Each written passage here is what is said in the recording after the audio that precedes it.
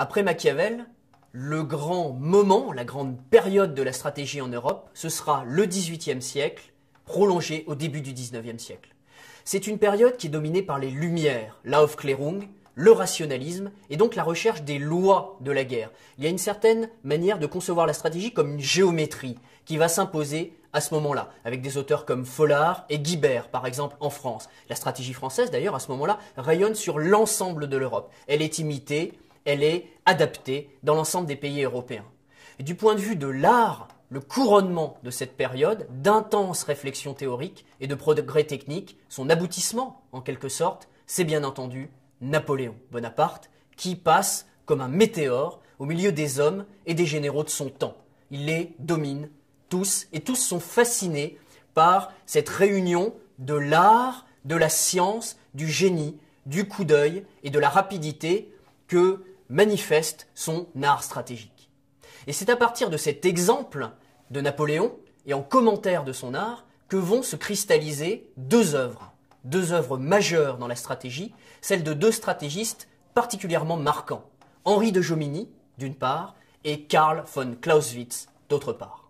Jomini est un auteur extrêmement intéressant. Il naît en Suisse en 1779. Il va servir dans l'armée française, en particulier avec le maréchal Ney. C'est donc quelqu'un qui va fréquenter les maréchaux de Napoléon, son état-major, et qui va s'imprégner de la manière, de l'art, de la façon napoléonienne.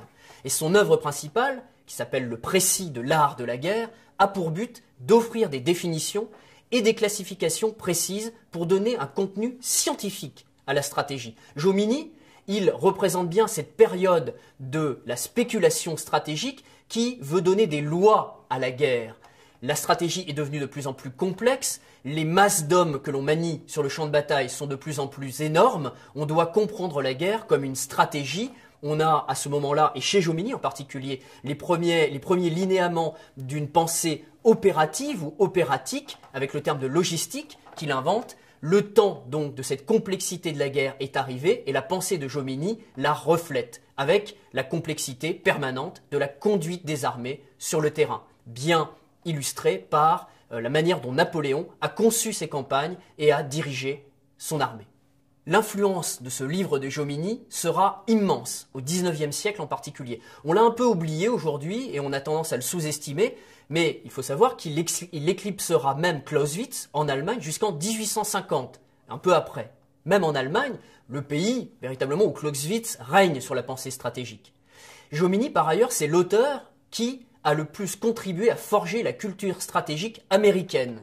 Et ce n'est pas rien, c'est extrêmement important pour comprendre la logique de la pensée stratégique américaine. Il faut donc lire Jomini, redécouvrir Jomini et s'intéresser à ce précis de l'art de la guerre.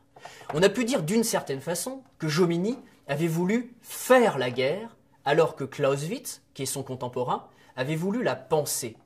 Et on retrouve bien là notre dichotomie de départ entre l'art et la science. Donc l'opposition entre ces deux grands stratégistes, Jomini et Clausewitz, existe, mais elle est sans doute excessive.